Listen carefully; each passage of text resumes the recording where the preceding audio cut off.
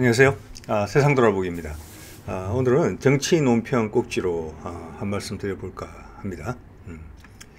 제목은 이제 보셨을 테고, 이제 그 아이디어를 제가 힌트를 얻은 것은 지금 보여드리는 한국일보에서 나온 4월 8일이니까 10일 정도 됐네요.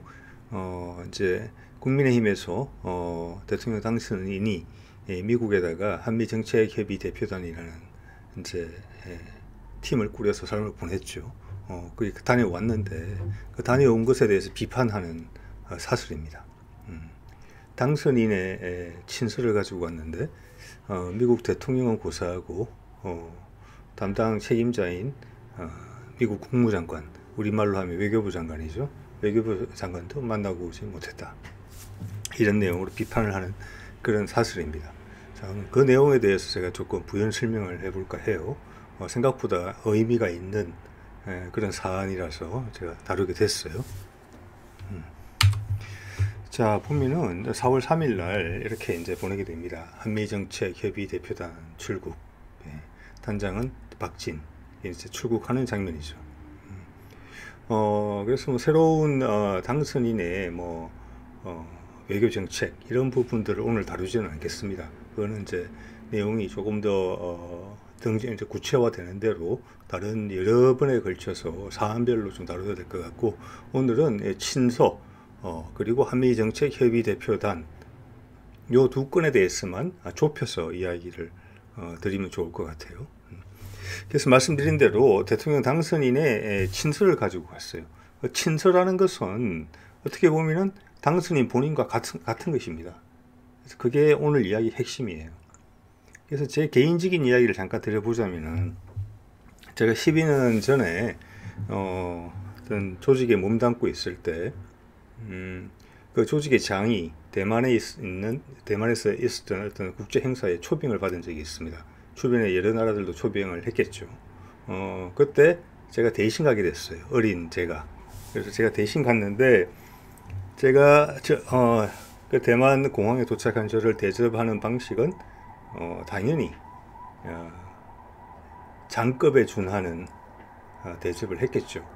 의전이죠. 그래서 사실 저한테는 좀 과분했지요. 공항에 도착하자마자 최고급 리무진에 깍듯하게 차려입은 기사가 기다리고 있었습니다. 그래서 호텔로 깔끔하게 이동을 시켜주고, 거기에 뭐 제가 한 2박 3일 정도 머물렀던 것 같은데, 머무르는 동안 우리로 치면은 국무총리죠. 대만의 국무총리. 거기서 뭐라고 부르는지 모르겠습니다만은, 하고 짧은 인사를 나눌 수 있는 그런 시간까지 가졌습니다. 그것은 제가 중요해서가 아니라, 제가 대신해서 간 자리가 장 자리이기 때문에 그 장에 준하는 예우를 하기 때문에 그렇게 된 것이죠. 저는 대통령 당선인의 친서도 그런 대접을 받는다고 봅니다. 그래서 대통령 당선인의 친서를 전달하는 사람은 친서의 의미를 더 명확하게 전달할 수 있는 당선인의 당부를 들었을 가능성이 많은 사람이기 때문에, 웬만하면은 그 친서를 쓴 사람의 준하는 예우를 하게 되는 것이죠. 제 말 다시 정리를 하자면, 사진 속에 보이는 박진 단장이 당선인의 준하는 대접을 받아야 된다는 것입니다. 그리고 미국과 우리는 지금 특수한 관계죠. 특수한 관계고, 전 세계 국방력 순위가 5, 6위권, 그리고 경제력 순위가 10위 정도 되는 아주 막강한 나라예요. 그리고 그 자리에서 내리막을 타고 있는 나라도 아니고, 정체되어 있는 나라도 아니고, 더 올라설 수 있는 여력이 있는, 힘이 있는 그런 나라입니다. 동북아의 핵심 역할을 하고 있죠. 미국의 동맹국으로서. 그렇기 때문에 이 친서는 더 가치가 있는 것입니다. 새로 대통령이 바뀌는 순간이기 때문에. 자, 그 점을 감안 또 해야 될 것 같아요. 당선인의 친서는 지금 사진 속에 보이는 제이크 슬리반 국가안보보좌관에게 전달이 됐습니다. 바이든은 기사 내용에 따르면 여러 기사에서 나와 있었습니다. 우크라이나 전 때문에 바빠서 만날 수가 없었다. 이게 해답이었지요. 자, 그거는 1차 양보하기로 하죠. 그럴 수도 있겠다는 생각이 들지만 분명히 아쉬운 구석이 있는 것입니다. 미국의 큰 위협이 되는 ICBM을 가지고 있는 북한을 상대하고 있는 나라죠. 같은 민족이면서.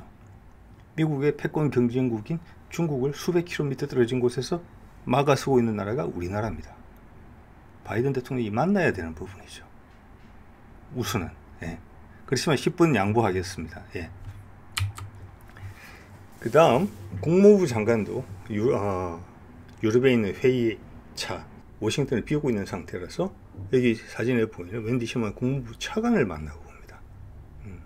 우리 당선인은 곧 대통령이죠.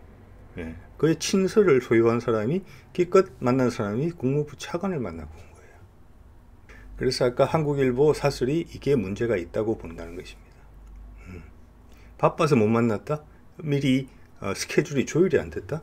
아니, 당선인과 거의 같은 취급을 받는 친서가 미국으로 날아가는데 미국 대통령과 미국 국무장관의 스케줄을 미리 조정하지 않고 그냥 막무가내로 미국행 비행기를 탄다? 그랬다는 이야기인가요? 아니면 조율이 잘 안 돼서 저쪽에서는 부정적으로 지금 나오는데 우리가 막무가내로 간 것인가요? 제가 금방 말씀드린 그 두 가지 이유나 그 두 가지 이유의 사이에 어디에 진실된 이유는 있겠지요. 네. 자, 웬디 셔먼은 국무부 차관인데 평상시 지금 현재 이런 모습은 대통령에 준하는 친서가 갔는데 거기에 대한 예우가 수준이 적절치 못하다. 지난 수년간 한미 간의 외교 현장을 지켜봄에 있어서 이런 모습을 본 적이 없었다. 이런 말씀을 저는 드릴 수 있을 것 같아요. 제가 그렇게 생각하는 이유는 이거 보시면은 이게 작년인가 재작년인가요? 우리하고 미국 간의 차관급, 외교 차관급 미팅을 계속 하고 있어요. 국장급도 있고 외교 장관급도 있고 그게 명확히 나눠져 있습니다. 장관은 장관만 만나요. 차관은 차관만 만나고 국장은 국장만 만나고. 그래서 지금 사진에 보이는 최종근 외교 1차관이 셔먼 국무부 차관에 딱 맞는 의전이에요. 지금 이게. 그 두 사람이 나눌 수 있는 이야기가 제한이 돼 있고 그 높은 급의 이야기는 외교 장관급으로 가야 되고 차관들이 만나기 위해서는 밑에 국장들끼리 사전 정지 작업을 하는 것입니다. 네. 이번 미팅은 이런 정지 작업이 전혀 없었다는 것이죠. 그래서 대통령이 가서 어떻게 보면 셔먼 상대방의 국무부 차관을 만난 셈이에요. 왜냐하면 친서를 들고 있었으니까. 친서는 물론 사람이 아니기 때문에 사람만큼 대접을 못 받을 수도 있겠지만 이 정도 격차는 아니라는 것이죠. 예. 자, 그리고 이거는 2020 얼마 전이죠. 금년 2월에 있었던 하와이에서 있었던 한미일 외교장관 회의가 있었어요. 저도 그 내용을 제 동영상으로 다루기도 했는데 그때 정의용 외교장관과 안토니 블링컨 국무장관이 이렇게 사진을 찍은 겁니다. 앞에는 차관은 차관끼리, 장관은 장관끼리. 그런데 이번에 미국으로 날아간 당선인의 친서는 이 국무장관도 만나지를 못했어요. 자리를 비웠다는 이유로. 그럼 자리에 없다는 것을 모르고 갔다는 겁니까? 예. 당선인에 준하는 친서가 가는데 스케줄 조정이 안 된 상태로 갔다? 이거는 더 말이 안 되는 거예요. 예. 정상회담을 하러 가는데 상대방이 나를 비운 사이에 정상회담을 하러 간 거예요. 납득이 되십니까? 저는 이게 전혀 납득이 안 된다고 생각해요. 핑계다. 되게 부끄러운 일이 뒤에 있었다. 이렇게밖에는 이해가 안 되는 상황인 거예요. 네. 자, 이거는 뭐 항상 늘 그런 것 같지는 않지만 제가 동영상을 본 기억이 있어서 캡처를 해왔습니다. 이거는 19년 8월에 우즈벡 그쪽에서 상원 의장이 우리나라를 방문해요. 네. 이 여자가 우즈베키스탄의 상원 의장입니다. 그때 가져온 게 우즈벡 대통령의 친서를 가져와서 우리 대통령한테 전달하는 거예요. 친서가 왔기 때문에 대통령이 만나줬을 가능성도 더 크다고 봐요. 물론 상원 의장이 와서 예방을 하면 받아줄 수도 있습니다. 그렇지만 친서까지 들고 왔다. 이러면 청와대 방문은 예방은 거의 예정이 된다고 봐야 되는 거거든요. 우리 기준에 봐서는. 네. 이게 좀 더 일반적이에요. 친서를 대접하는 방식으로서. 그래서 제가 제목에 이번 친서는 미국에 가서 팽당하고 왔다. 이런 제목을 뽑은 겁니다. 자, 그럼 이 사안에 대해서 파급이 상당히 큰 사안이거든요. 제가 이거 봤을 때. 그래서 일단 드는 생각은 이렇습니다. 일단은 미국이 우리의 당선인을 상당히 낮춰보고 있다. 거기도 수많은 보고서가 올라갔지 않겠습니까? 우리 대선 과정에서 미국 외교 채널 그리고 안보 채널을 통해서 그래서 어떤 이미 고정관념을 가지고 있다. 저는 그 고정관념이 어떤 새로운 정부의 불확실성에 기인한다고 봐요. 예전에 미국 정부가 노선은 다르지만 노무현 정부를 상당히 호의적으로 대했다라는 내용을 읽은 적이 있습니다. 왜냐? 예측 가능하기 때문에. 이 사람이 뭘 하는지를 우리가 미리 알 수 있기 때문에. 그리고 그것을 협의로 해결하려고 하기 때문에. 자, 모든 걸 오픈시켜서 한다는 것이죠. 민주당 정부에서는 쭉 그런 패턴이 이어져 왔습니다. 김대중, 노무현, 문재인. 그 의견이 미국과는 다르다 할지라도 당연히 다른 나라니까 의견이 다른 데가 많겠지요. 그렇지만 협의의 방식은 마음에 들었다는 겁니다. 가장 불확실성이 극대화됐던 것은 미국 입장에서는 박근혜 정부 시절입니다. 혼란스러웠죠, 엄청나게. 그래서 미국은 우리 쪽에서 어떻게 보면 냉탕, 온탕을 번갈아 가고 있는 거예요. 그래서 이번 당선인의 외교 정책에 대해서 냉탕인지 온탕인지 어느 정도 판단이 섰다는 것으로 보여요. 그리고 그 절차, 이 약속을 잡는 절차에서도 상당히 언짢았을 가능성이 크다. 미 국무부 차관만 만나고 온 걸 봤을 때 이런 생각이 들어요. 그러면서 우리는 억지로 간 것으로 봐지거든요. 자, 그러면 미국이 우리한테 이렇게 대했다, 대접을, 새로운 당선인에 대해서. 이건 엄청나게 큰 이야기예요. 첫인상이 얼마나 중요합니까? 나라가 아래 첫인상이에요.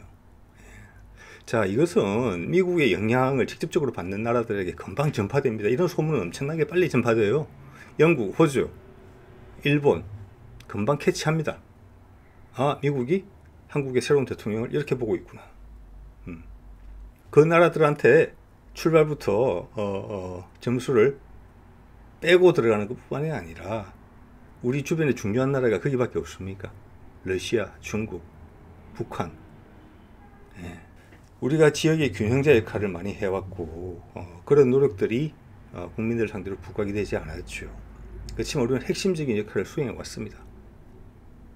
그래서 한국이 한쪽으로 확 기울어지는 것을 누구도 원치 않는 그런 입장이라고 저는 봅니다. 지금 동북아 정세는 한국이 제일 똑똑해야 돼요. 그 5명 중에서. 그래서 자기들끼리 티격태격 하더라도 한국이 말려야 되는 그런 입장에 와 있는 거예요. 그게 우리의 외교력이고 우리의 위상이에요. 그걸 한 방에 날려가게 된 거예요. 지금 미국의 대응을 봤을 때. 우리 박근혜 때 그랬잖아요. 미국한테 바보 소리 듣고 일본한테 바보 소리 들었죠. 함부로 대했죠, 우리를. 결국 러시아와 중국도 우리를 팽했죠. 무시했죠. 결국 고립됐었죠. 저는 그게 박근혜의 탄핵과 직간접적으로 상관이 있다고 봐요. 불안하니까요, 국제정세가. 그런 외교정책을 계속 펼치기 때문에. 미국은 그때 크게 놀랐을 겁니다, 아마. 동북아 정세가 어떻게 변할지 예측 불허의 상황까지 갔기 때문에. 그래서 똑같은 일이 발생하지 않을까 예의주시하는 것 같아요. 그래서 지금 이제 조금씩 새로운 정부의 여러 모습들이 드러나고 있는데 전반적으로 좀 조급하고 신중하지 못하고 섬세함이 부족하다. 일단 외교정책 같은 데는 그렇게 보이고 국민의 여론을 어루만지는 방식도 그렇습니다. 그래서 일단 미국의 대응을 봤을 때 우리 외교의 길은 처음부터 상당히 험난하겠다. 주변국들이 다 혼란스러워하겠다. 그게 우리한테는 또 다른 긴장으로도 오겠죠. 자, 그런 걱정을 많이 하게 됩니다. 오늘 여기까지 하겠습니다.